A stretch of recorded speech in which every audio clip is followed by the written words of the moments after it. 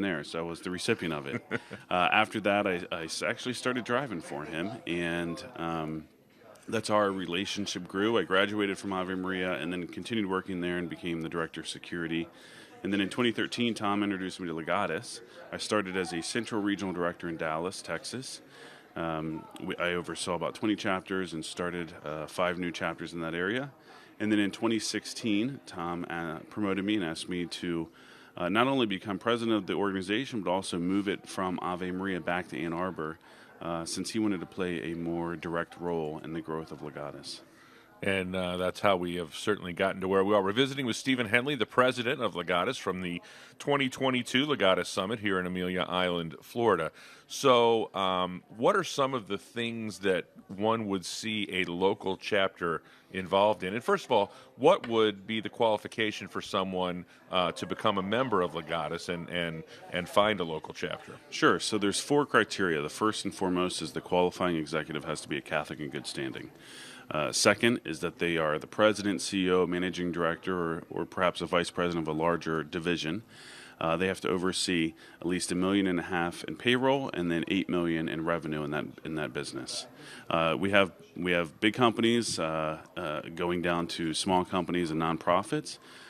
It's not necessarily about how much wealth a person could have. You could inherit, $50 million from your family, but that doesn't qualify you for Legatus. Well, what we are looking for is proven leaders who are also influencers, and if we can catechize them and actually help them learn more about their faith and live it in all aspects of their life, then we're going to really change the culture. And Tom personally feels it a bit of a sin of omission that we haven't been able to do more in our culture, and had Legatus been more effective earlier and been larger, then we wouldn't be facing the issues of culture and abortion and marriage and gender, et cetera, and the list goes on. So you asked about the chapter level. Yeah. We have over 90 chapters, as I shared earlier, and each chapter operates the same. They meet monthly. Each chapter starts with a rosary, confession, mass, cocktail reception, dinner, and a speaker. And this is, it's a lot of people refer to it as a date night, if they're married. Some refer to it as a mini retreat, and it's kind of like a mini summit. They come here to get rejuvenated, to come back to the basics and come back to the home of their faith, which are the sacraments. And then listen to speakers, ranging from your very own Raymond Arroyo, George Weigel, some great speakers, down to just local people sharing about different apostolates. And it's a small door into a big world, learning about a lot of these apostolates. And the unique thing with Legatus is we don't have any special projects, we don't solicit, and we don't fundraise. So it's an opportunity for members to come and be on the receiving end, and they're always giving. These business leaders are always supporting these capital campaigns and different things in dioceses, and this is an opportunity for them to sit back and be catechized and then learn about these apostolates and learn where they can fulfill their mission as ambassadors for Christ, but also as missionary disciples. And even though they're part of a local chapter, sometimes we can feel isolated, even in certain areas. So at some point in time, the summit idea was born to bring all the chapters together in one location, for the complete and total edification of the body of Christ and the organization as well. When did the summits get started, and what's the overall concept behind these events? Yeah, so Tom actually took a card out of the playbook of YPO that, as I shared earlier, he formed it after YPO. And YPO had these conferences every year, and that's exactly what he did. He wanted to have a conference where he brought together these people from across the country, these members, to have this experience, but to experience it over the course of the weekend. So instead of it just being an evening event, it was we start on a Thursday evening. We have our chaplains from various chapters come to celebrate. We invite various bishops, and it's just a beautiful thing to see, 5, 6 bishops and even cardinals that we've had can celebrate the Mass, and then have, we try to keep it to about 500 to 550 members to keep it, we want to have it exciting and large, but we also want it to be intimate and not feel too convention style like. So, the whole weekend is just a great rejuvenator for our members. It's like a reunion for a lot of them. You got members coming from the East Coast, the West Coast, and it's just been a beautiful experience for our members. And, I've been involved in many of these, and I remember your first one as the president of Legatus. And like much of our society, Legatus was not exempt from the ramifications of the COVID-19 protocols. And the last couple events have been less attended because of that very fact. And we're sold out here at Amelia Island. And I have to tell you, it's very encouraging and very heartening to see a full room of people who are here to push forward in this battle we have against evil in our culture. Yeah, it sure feels good to be together, and that's what we've been hearing from our members. Our chapters never fully closed down. Our chapters varied in terms of where they were located and what the restrictions were, but we try to continue having events as much as we could remotely or with people. And the summit, like you said, is sold out, and we're just really blessed to have a faithful membership and a membership that truly wants to come together and again, be missionary disciples. Awesome. Stephen, thanks so much for taking a few minutes with us. Thank you, Jeff. That's Stephen Henley, the president of Legatus here at the 2022 Legatus Summit in beautiful Amelia Island, Florida. It's EWTN's Open Line Friday. Up next, Dr. Carrie Gress. We'll talk to Michael Warsaw a little bit later. This is Open Line Friday on EWTN.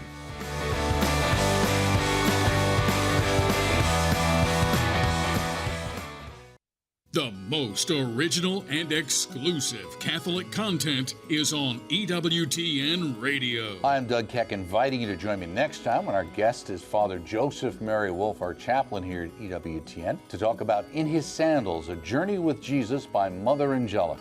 We have to look with spiritual eyes at these things, not just the material world, but to see it in a higher way. Saturdays at 4:30 p.m. Eastern, Sundays at 9:30 a.m. Eastern on EWTN Radio. Pursue what matters most in 2022. Life, liberty, truth. From the Capitol to the classroom, from the pulpit to the pew, EWTN's National Catholic Register delivers in-depth news, analysis, and commentary through the lens of the Catholic faith.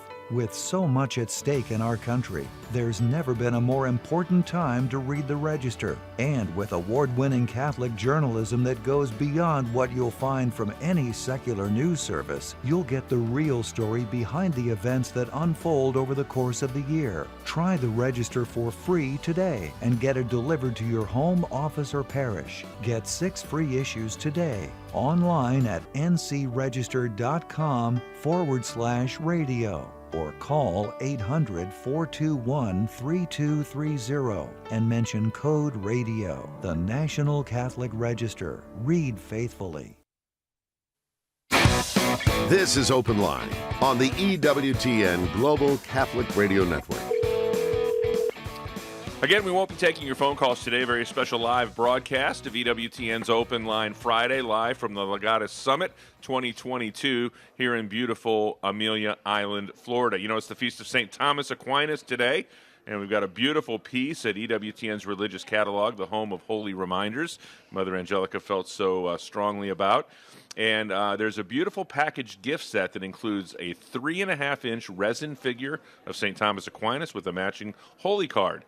And the box that it comes in gives a brief history of the saint and includes a prayer for his intercession. It's all available now at EWTN's Religious Catalog. That's EWTNRC.com.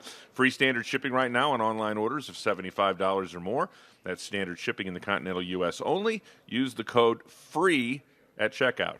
It's a beautiful commemorative statue celebrating the life and feast day of St. Thomas Aquinas, available at EWTN's Religious Catalog. That's EWTNRC.com. We're very pleased to be joined by someone I'm happy to call a personal friend, Dr. Carrie Gress, one of the featured speakers here at the Legatus Summit. She is well educated, and I'll leave it at that. She's a duck, if I'm not mistaken. I am, actually. Yeah. It doesn't come up very much, but I am. Yeah, she's an Oregon duck and received a doctorate from the Catholic University of America. And the thing we want to talk to Carrie about today is she among many of the books that she's written, she co-authored a book entitled Theology of Home. And listen, the evil one is no match for the God that we serve, but the evil one is for sure a formidable opponent. He has wisdom beyond ours, and if he's going to attack something and he's going to try to bring something down, he knows where to strike, and he is striking heavily at the family, as he always has down through the centuries. And, talk a little bit about what your hopes were for writing the book and how people can use it to strengthen their own families. Yeah, no, I think that's a great question, and you're exactly right. Femininity and the family have been, the targets really for at least 50 years in our country.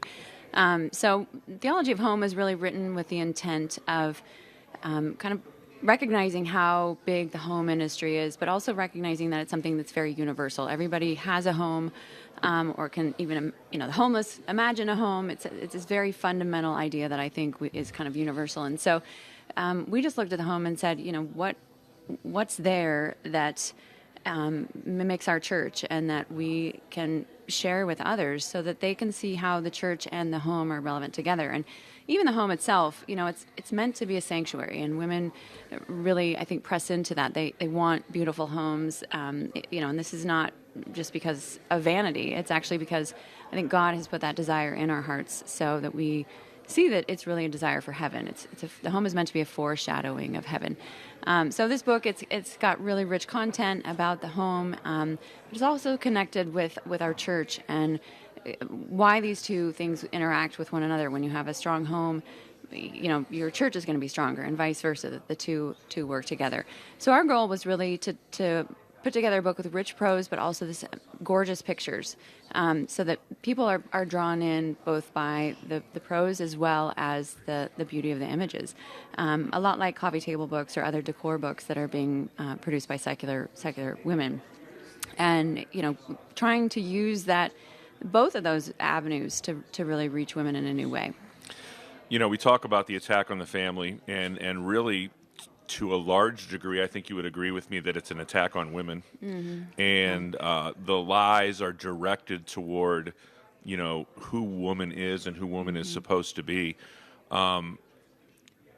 When, just yourself personally, when did things start to occur to you that sort of illuminated to you the shortcomings of our culture when it comes to the truth about authentic femininity? Mm-hmm. I think I've known it. I think I've had a sense of it for a long time. But it obviously, you are created in the image and likeness of God, after all. There is that. But I think it started becoming more and more starker when people couldn't really define what a woman is, and that's really the stage that we're at right now.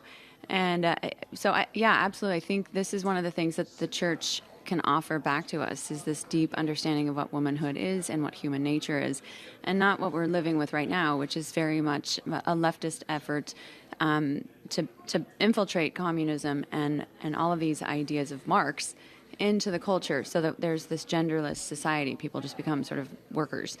This is what we saw in the Soviet Union. This is what we're seeing now, is this erasing of the genders, and that was built into feminism from the start. And I think most people don't know that. In my book, The Anti-Mary Exposed, I go to that in great depth, just showing how very early in the movement this was something that was part of their original goal.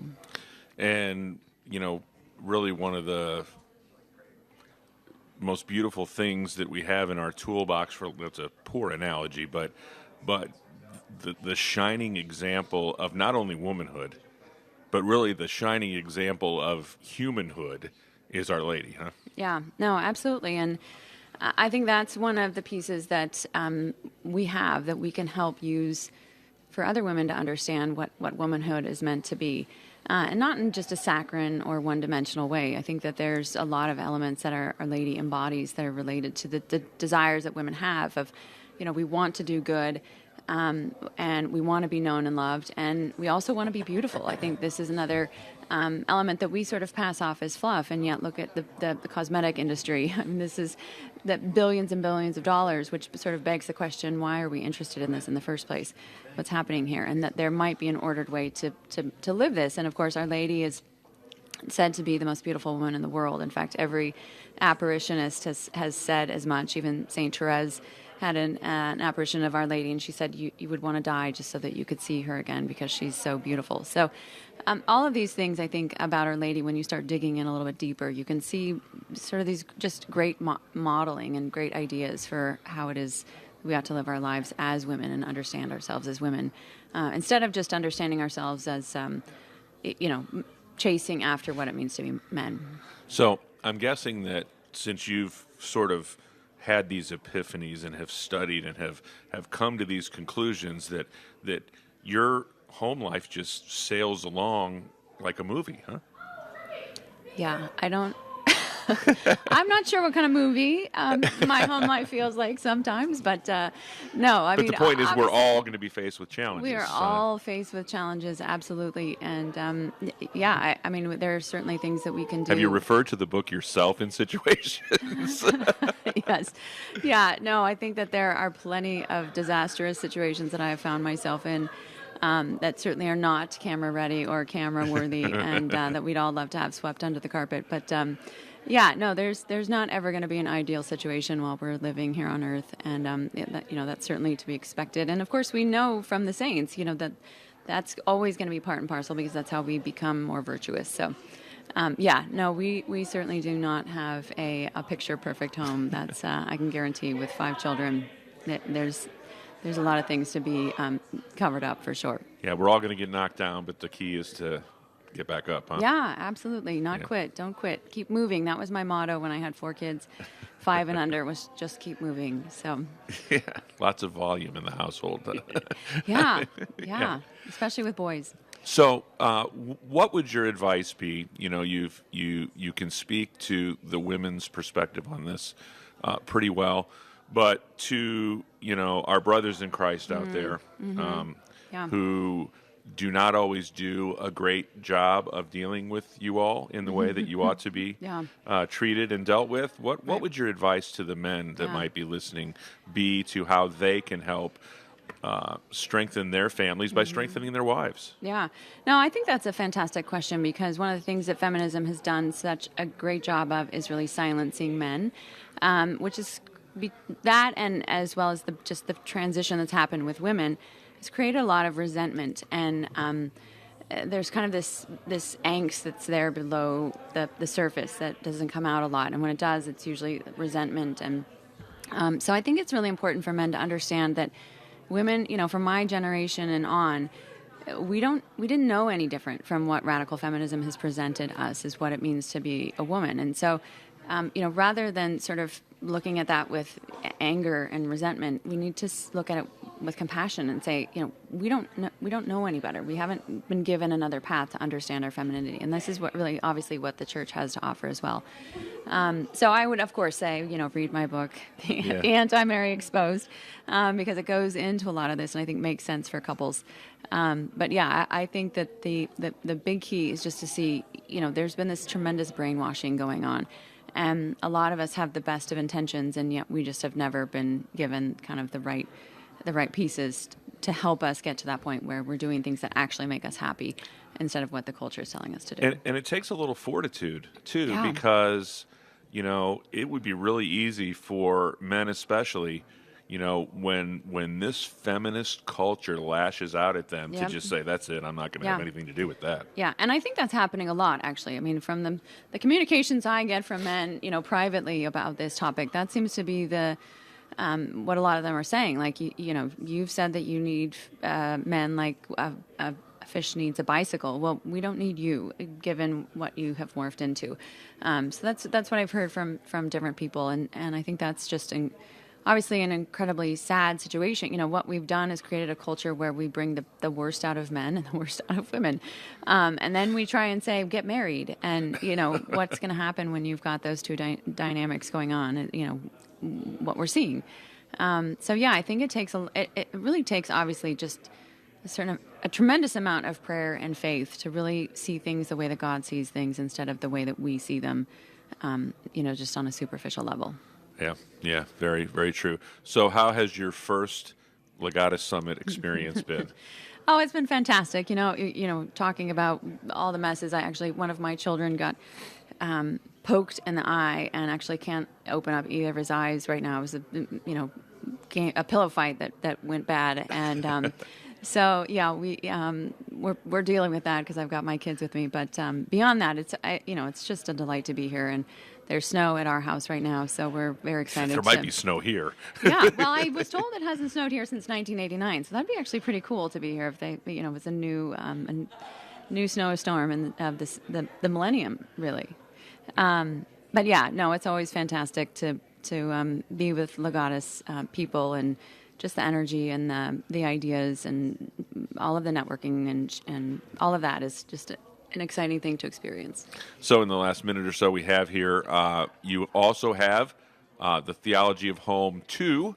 Mm-hmm. And how does that build on the original idea? So the original one was really about the home itself. The Theology of Home 2 actually is fantastic because it creates a grammar for people to really understand what womanhood is again. So if you want to go deeper into that as a woman and just start, getting back to how do I define womanhood, this does it, but with a very gentle hand, and I think with things that we commonly understand, like gardening, and of course, again, with the beautiful pictures always in that book. So, and quickly, how can they find all of your work?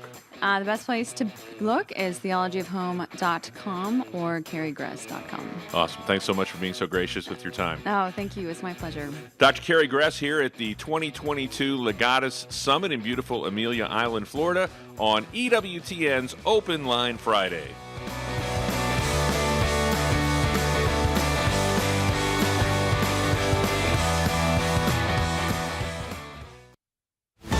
This is EWTN Catholic Radio. This is a Messy Family Minute with Mike and Alicia Hernan. When it comes to screens and our kids, we parents have a default response. Turn it off and go outside. But have we ever given that advice to ourselves? The first step in helping our children manage technology is to look at our own use of screens. I have to ask myself, how much time do I spend on my phone? Am I spending all my evenings on the computer? Am I a good model for my child or teen when it comes to screens? The time suck of technology is one of the major concerns that parents bring to us. And the first thing we tell them is that we parents have to start with ourselves. If it's a challenge for us to limit technology, how much more challenging will it be for our children, tweens, and teens? Our own struggle should give us empathy with them as we help them manage the challenge of technology. To download our free and newly updated resource on screens and your kids, visit us at messyfamilyminute.org. Want to be notified when EWTN Open Line goes live on Facebook? Follow EWTN Radio's Facebook page and click the bell icon to be notified. By providing quality programming faithful to the teachings of the Catholic Church, EWTN is television that viewers can trust. Whether it's films, documentaries, news coverage, lively discussion shows, or kids programs, we highlight the truth that is the eternal Word. For a complete schedule of EWTN television programs, visit EWTN.com and click TV. EWTN, the Global Catholic Network.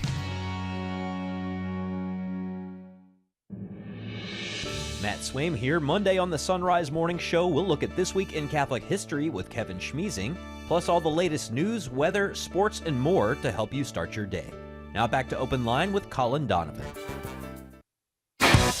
This is Open Line on the EWTN Global Catholic Radio Network. Once again, we're at the 2022 Legatus Summit in beautiful Amelia Island, Florida. I'm sitting up a little straighter now because we're joined by our Chairman and Chief Executive Officer, Mr. Michael Warsaw, has been gracious enough to grant us some time. And you're here primarily because you are a Legatus member. That's right. Yes. My wife Jackie and I have been members for many, many years now. We actually were members at large for a number of years, founding members of the Birmingham chapter, and now charter members of the Washington, D.C. chapter. So it's been an important part of our faith life for a number of years now. Yeah, and we had someone who is watching on YouTube typed in and wanted to know what the word legatus means, and it's the Latin word for ambassador. And if you check out the encore of EWTN's Open Line at 10 p.m. Eastern tonight, Stephen Henley explained that a little bit earlier in the program if you missed the very beginning of the program. Talk about, from your perspective, a little bit as someone who runs a large company. It is granted a Catholic company, but it is a Catholic company that exists in a very secular society. And talk about the importance of the work that Legatus does in strengthening people to try to operate their businesses in such a way as to, strengthen our culture, which is, anyone would have to admit, is in a certain amount of decay. Sure. No, absolutely. I think, and particularly for business owners and business leaders, I think faithful Catholic business owners and business leaders, I think, find themselves sort of under attack, as in some ways we all do in this moment. But it's very, very difficult, particularly in public companies and particularly in large corporate entities. The cancel culture is really, at work hard and heavy to try to silence faithful Catholic voices and voices of morality and common standards and decency in our world. And so I think one of the things that Legatus does for its members is to be able to, as its motto says, to study, to live, and to spread the faith. And so I think one of the things that Legatus does is to support business leaders in their faith life and in their faith journey. But it also provides a community, for leaders of businesses and organizations to come together and really to share the challenges and share the struggles that they face in trying to lead an organization in this particularly challenging moment. I'm very blessed, as we are at EWTN, that we are a Catholic organization. We're an entity that lives and proclaims proudly and says that we're Catholic in everything we do and every day. Our business practices and policies across what has become a very, very large organization are thoroughly Catholic and imbued with Catholic values and Catholic social teaching. That's not the case for so many organizations, so many businesses, and so many business leaders. And very often, I find that some of my fellow Legatus members and friends and colleagues will come to me and ask me for advice on how to navigate a certain circumstance, or particularly, for example, a few years ago when we were going through the lawsuit against the Obama administration's Health and Human Services contraceptive mandate.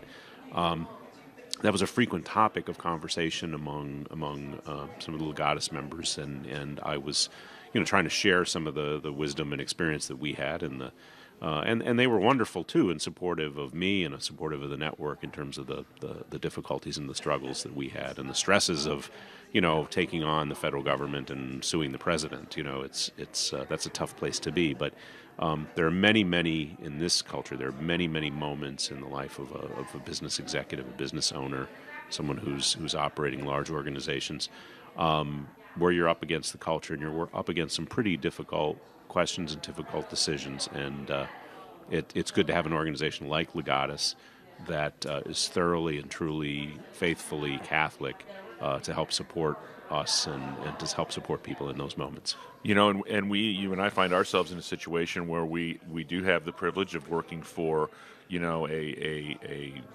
faithfully Catholic organization, which comes with its own attacks, living in the culture that we live in.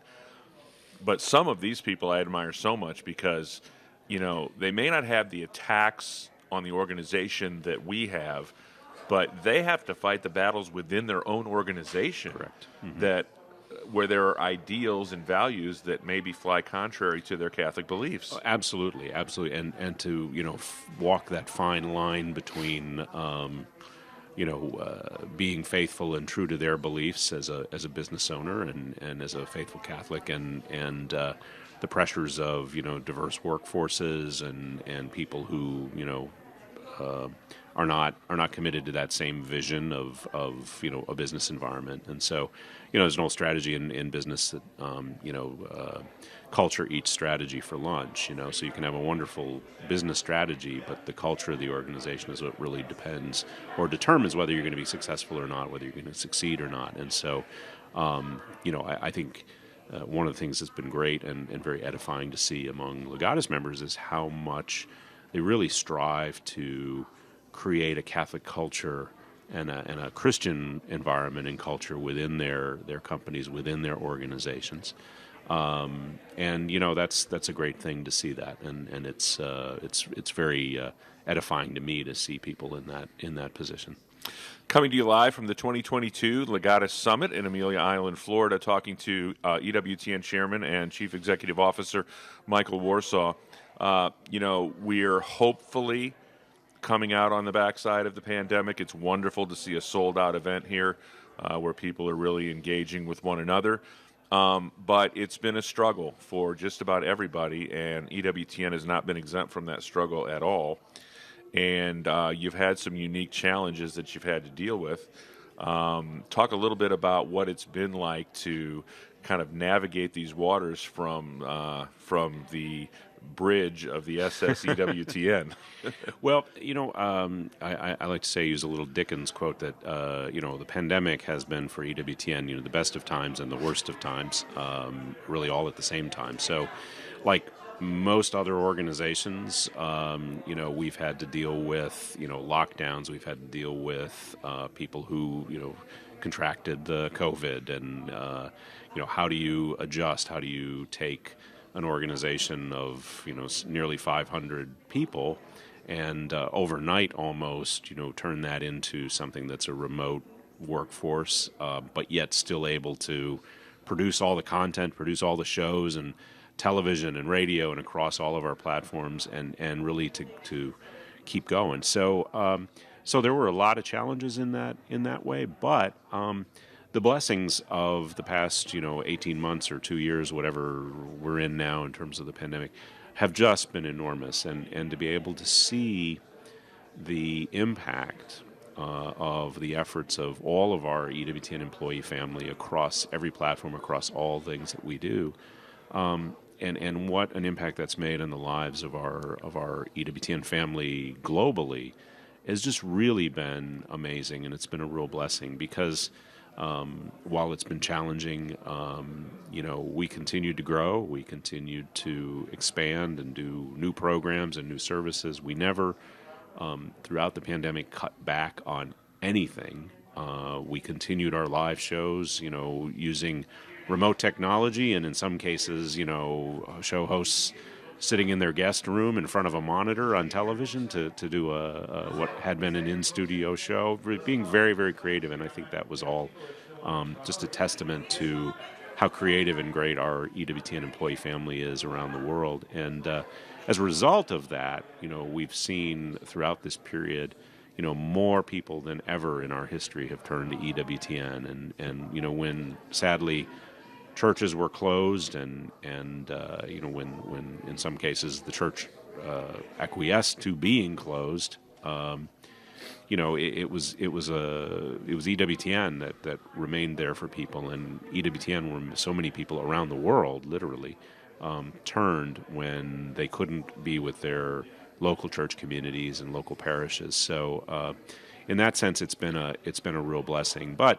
obviously we're all very, very tired of living in the time of a pandemic, and I think we're all anxious to get back and to have some sense of normalcy, to be able to go back to our parishes and be fully engaged in our parishes, which thankfully we are for the most part at this point. But it's great to be able to come to an event such as this Legatus Summit and be able again to interact with people in a way that we haven't been able to do for some time. I think we all got a very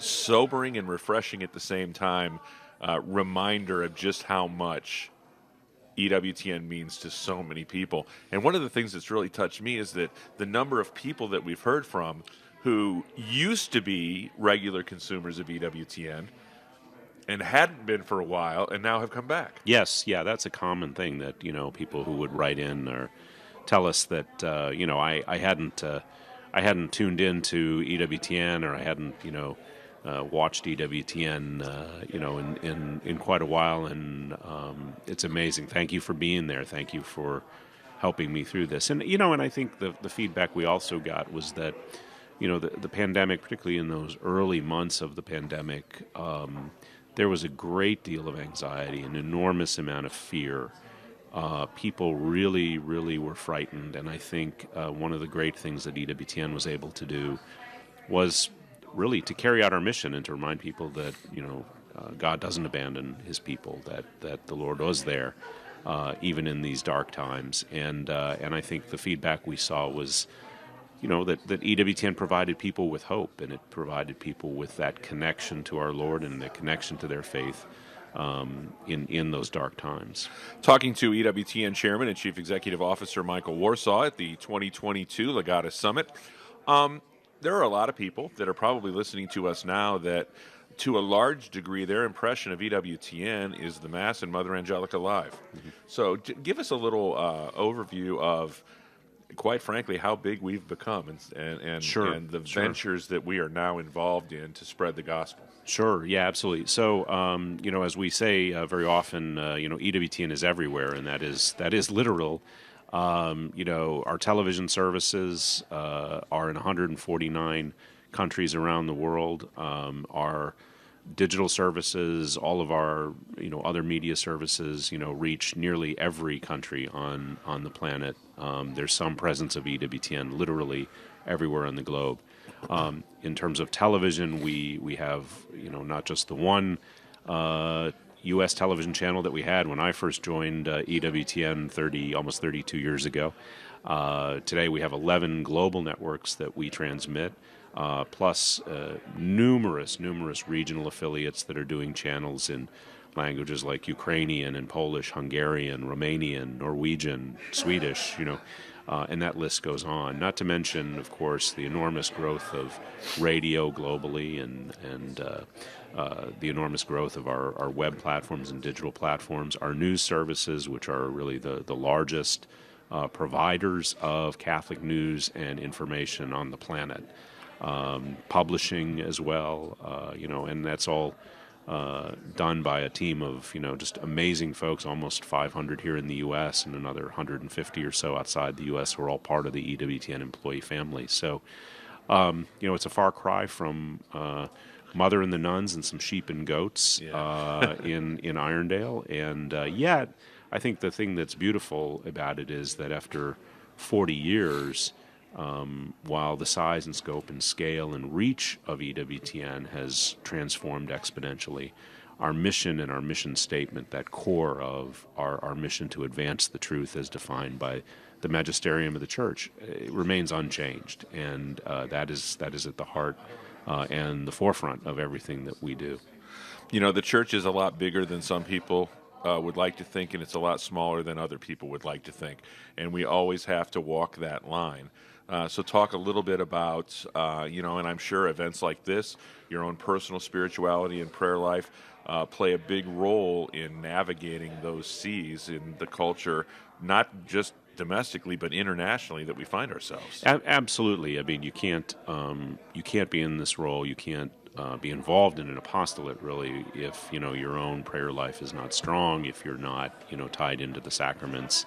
And if you're not living your Catholic faith, it's more you're involved in and working in a large organization, and you're managing a large entity, but it's an apostolate. It's not a corporation. It's not a company. It's an apostolate. It's a mission that has an impact on people's lives and has for 40 years. And so, so I think for me personally, it's certainly important to be able to be a part of a group like Legatus or others that I participate in that really kind of reinforce that and provide that spiritual nourishment and spiritual support. Talking to Michael Warsaw, the Chief Executive Officer and Chairman of the Board at EWTN from the Legatus Summit 2022 in Amelia Island, Florida. What does the future look like for the network? Are there any major announcements that we can break on open line from Michael Warsaw, or things that our viewers and listeners can look forward to? I know there's a big technical project that we've been working on that's nearing completion? Right. No, we have again, while the pandemic was raging, we were continuing to improve and work on things. Certainly, we are wrapping up a full high definition digital conversion of all of our television facilities. That'll be something that people will see an impact from before too much longer here. I think across the boards, whether it's in the programming arena with so many new films and new projects that we have in production, docudramas and documentaries, and just so many more creative programs. Our team is hard at work to get those finished and get them on the air and get them on the air globally. Certainly. We just came out of course, coverage of the March for Life and the Walk for Life and One Life LA and this, profoundly important series of events over, last week, which we all hope is perhaps the last of those events under a Roe v. Wade America. And so, that's something we're looking at is what is the Dobbs case outcome in June? What does that mean? What does that look like? That while we pray for the right outcome from the Supreme Court, we have to be prepared for any outcome and what that means in terms of the pro-life movement here in the United States and abroad. And we'll certainly be looking at that. On the news front, we have an exciting new project, a new news service that will be launched on the 25th of March, the feast day of the Annunciation, Mother Angelica's name day, actually, in religious life. And that'll be our first Arabic language service, ACI MENA, Middle East, North Africa. That'll be an Arabic language service based out of Erbil, Iraq, with reporting from throughout the region. And it's something that's really important in that, there's not a lot there for the support of the Christian communities in terms of information and news reporting, the Christian communities in the Middle East and the Arab-speaking world. And so I'm very, very excited about the launch of that project coming up. And lots of other things that, folks will just have to stay tuned and tune in and keep an eye out for in the future. Yeah, be sure to. And one thing you can keep an eye out for is the Fathers of Mercy Hour that appears on EWTN Radio every Sunday morning at 4 a.m. Eastern Time, right here on EWTN Radio. Something I wanted to hear your comments on, and something to make some of our listeners aware of, even, is that as bad as we think things are from a Catholic perspective in the United States these days, there are places in the world that are physically hostile to the faith. And we have people that work for EWTN, some of our marketing people, some other people that literally put themselves in harm's way to get the gospel out. Absolutely. Some of the most humbling moments I can remember during my years at the network were, meetings with whether they're our own employee family members or others that we're partnering with in parts of the world where their lives are literally on the line. And we recently did a project in a part of Asia, and it was significant. It had a significant impact for the church, but the folks involved in that project on the ground were literally at risk of their lives, literally at risk of being imprisoned for the work that they were doing.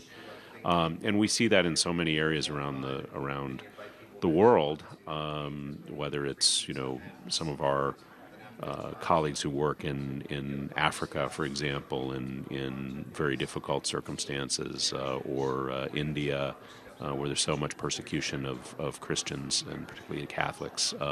In the Middle East, we've had a pretty strong presence and trying to report on the plight of Christians in the Middle East throughout the years. All of these areas are really just very, very hostile. And so it's really amazing and just, humbling to see the commitment of our EWTN employee family in those places, as well as our partners and people that we work with there. You know, and it's interesting because some of the places that you mentioned, India comes to mind immediately, the Philippines, there are places where hostility and physical violence is threatened and perpetrated upon believers in some places. And EWTN has maintained a voice in those locations, and you see the fruit of it. Absolutely. I mean, we are a missionary nation to priests from India. Absolutely. I mean, they're in every diocese, and I think the network has had a role to play in that. Oh, I think absolutely. I think it absolutely has, and I'm blessed to serve in a number of different areas, a number of different ways. Outside the U.S., I'm in contact with a lot of people, and it's just amazing to see through their eyes, the impact of EWTN and what it's meant in many, many places, far from Irondale, Alabama, where Mother Angelica began. So in the last few minutes here that we have, I would be remiss if I didn't touch on a very important topic, and that would be the birth of the first Warsaw grandchild. Yes. And unfortunately, on radio, with the exception of our YouTube and Facebook Live feed, we cannot make the television debut of Miss Charlotte, but right. but your son Michael, yes, a proud John Carroll Catholic High School alumnus, graduated a year after my son from John Carroll, exactly, and he and his lovely wife Sydney, also an alumnus, have given you probably one of the greatest joys of your life to this point. Absolutely.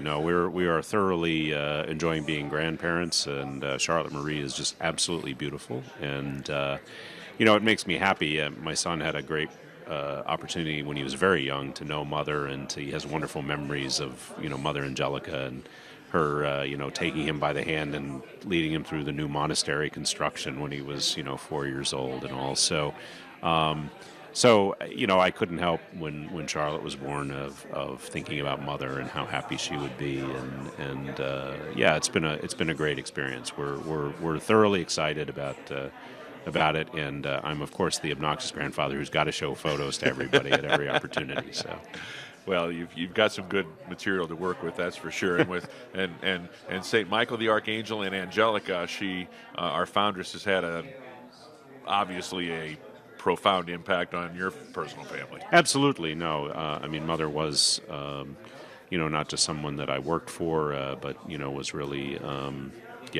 like a mother to me and to our whole family, and she was an important part of our when she had that relationship family. With a lot of employees, not just you, right? Yeah, and it was remarkable. I was really blessed to be able to those last 10 years of her life, her active time. I was able to really be with her every day and spend so much time with her, and those moments when we as a family could be with her, and we're just very, very special.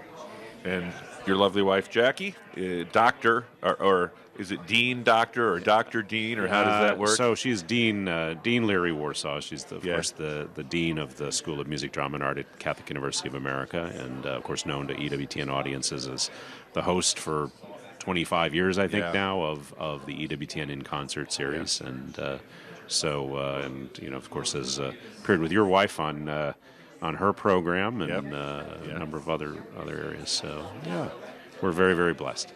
Well, Michael, thank you so much for taking a few minutes out of your time to join us here. I know that there's 550 people in attendance, all of the Legatus staff, and I think probably about 430 of them want a piece of you at some point during the weekend. So to get a whole half hour unabated with you, we're abundantly grateful for that. Thank you. Thanks, Jack. Thank God you. Bless you. So that's Michael Warsaw, the Chairman and Chief Executive Officer of EWTN, taking some time with us here at the Legatus Summit 2022. And this should be an inspiration to all of you. We are grateful for your support and for your consumption, for lack of a better term, of EWTN programming. And I can tell you that, and I know that Michael would echo this with me, that it's really a labor of love for everybody who's involved in it. We have a portion of our staff that's not even Catholic that would do just about anything to share Mother's mission. She's the the personality that launched all of this, and she'll be the personality that continues its growth and everything that it becomes anywhere down the road. So thanks for tuning in to this very special live edition of EWTN's Open Line Friday. Our Vice President of Theology, Colin Donovan, off of mothballs. We'll have him back in the studio next week, and he'll be ready to go. Have a great weekend until we get together next time. God bless. This is Conversations with Consequences, where we delve deeper into issues affecting our church, our country, and our core, the family. As Catholics,